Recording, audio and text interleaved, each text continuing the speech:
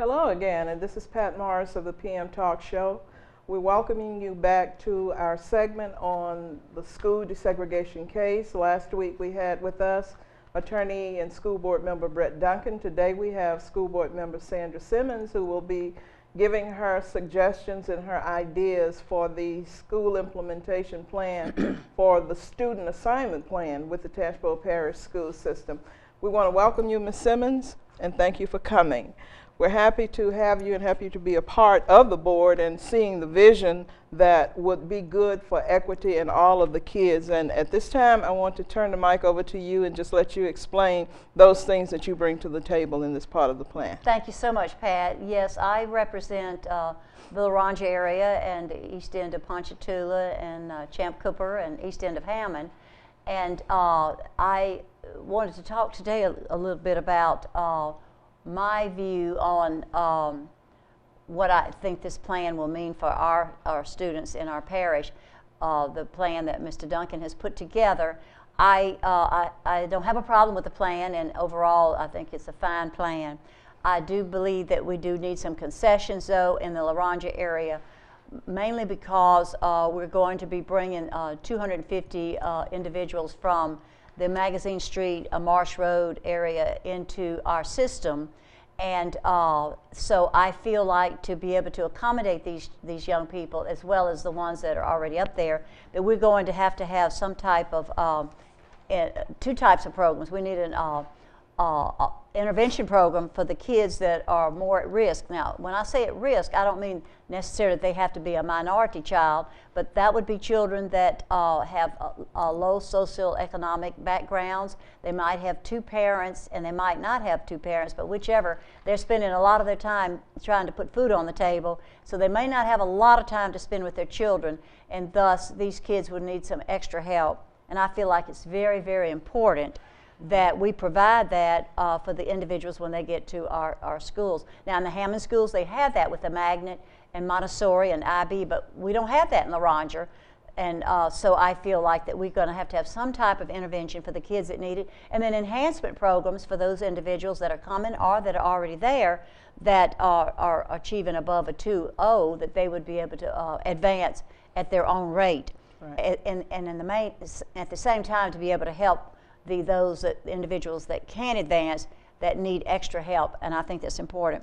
Another suggestion I had was a behavioral and mental health service program there. I know we have bits and pieces of it throughout the parish, but I think that would be very important that we have those kinds of services, if not daily, at least throughout the weeks at some point. Mm-hmm.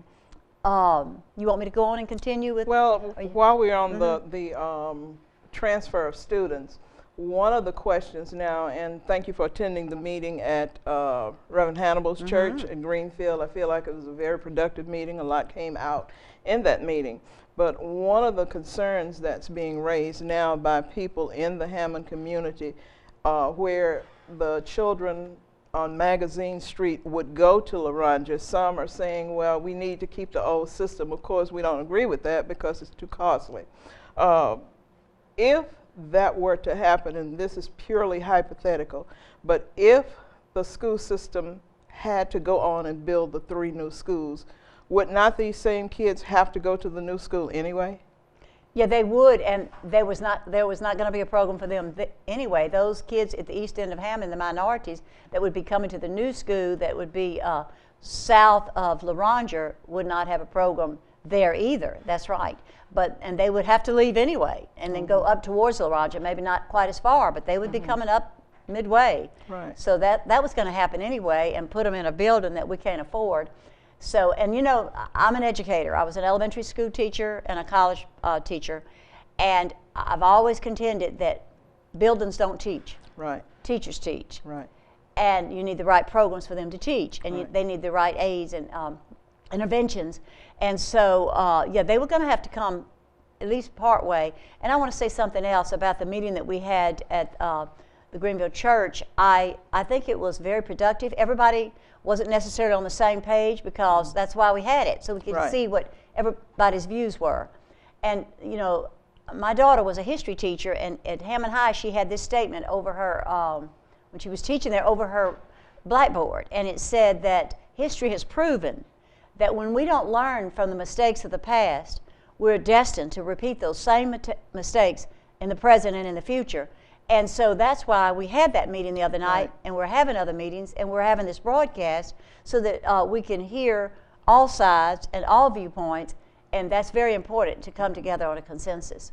Exactly, and that's one of the things that I was looking at and I was stressing at a meeting that I attended after the first meeting. We got to look at the whole picture and the whole gamut of things to realize what's going to be done, what's not going to be done for the kids, and what you bring to the table. We welcome the kids coming to Laranja, but give me something to work with once they get there. So can you explain for our viewing audience what you mean by that? Well, you know, with some of the programs at Eastside, I know they had lots of interventions for the kids that would be like hands-on, multi-sensory learning tools and programs like Project Read or whatever. They're in all the schools. We have computer programs, Reading 180. We have a couple of other kind of programs on the computers that's very simple. That can be done easily. I have a grandson who is going to DC Reeves, and he has 2 different computer programs that he's pulled out and goes to a class because he has serious reading problems. And they said he will be reading when he gets out of here. And so that's what I'm saying. We need that in Laranja for these individuals that are going to be there so that they can advance it, and especially in the area of reading. But those programs are out there, these that I named, and there are many others. And that's not a big thing. And in fact, you don't even have to have a regular classroom teacher could do this, or a para could put this on for them. So that's what I mean. But an enhancement would be that they could enhance at their own rate these kids that are above a 2.0. Okay, well, that's really true, because if you can't read, you can't function. That's just a no-brainer. Another thing, as far as the Laranja School District goes, you have a school in Laranja that is in A status. You want to tell us about that? Yeah. We do have A status at a grade of A at our school, at the high school. Now, of course, it's not that these teachers are doing anything better than the teachers in the other areas. They're doing a wonderful job, but we have strong parental support. I mean, when you put on something at that school, you can count on the parents are going to be there. They're going to provide for those kids. They're going to be a part of that. And so this is going to be a wonderful avenue of learning for our individuals coming from the Hammond area to be in a school where you have parents that are very involved. You can see them up there. They'll be up there contributing their talents to whatever's going on in the school and helping with the kids. So that's something that is be very enticing for individuals coming to Laranja, and that's why many kids are probably trying to jump the lines to get there now. So it's a very sought out educational learning center. How is your M2M transfers going in Laranja? Oh my gosh, one of the fastest growing M&M transfers in the system. I guess we had 150 this last year, and each year it's going up. We're getting more and more kids. In fact, if we had the time and could wait it out, M&M would probably take care of the whole desegregation situation, because it's amazing. All the schools, and Champ Cooper too, of the minorities that are going to the schools now, because we're getting them there and transporting them. So that's quite an advancement there. So I feel like when the judge sees that, such a good faith effort of transferring these kids to where they want to go, to the schools that are of the caliber that they want to be a part of, so that they can learn to the best of their ability. So is this a part of what you and Mr. Duncan offer when you talk about choice? Can you explain that? Well, when we're talking about choice, I think what Mr. Duncan is mostly talking about is that if you're a paired school, or you're in a school that you're paired with, where we can transport you by bus to that school, you can choose. Say in Hammond, individuals can go to any of the schools in Hammond, the West Side, East Side. They could go to Hammond Junior High. They could go to Woodland Park. They can choose the school because they will have the program that they want, which will be different from another school. So that's how that choice would work. Now in Laranja, it's not quite that way. They don't get to choose to go just because they want to go to a different school. It's not quite that way, but in the Hammond area, it will be that way. In Laranja, they're already where they want to be, I guess. But however, now, there are some individuals that will have to leave the upper end of Laranja to go to other schools when this happens. And while I'm on that subject too, we're talking about over 100 kids leaving the Laranja area to have to go to a meet. But if they're in high school, part of my concession plan is that if they're in high school when this plan takes effect, say if it takes effect next fall, these kids get to remain in Laranja to finish their high school degree, because that's very, very disruptive to pull them out with school spirit and athletics and all of that. Say, oh no, you can't go here anymore.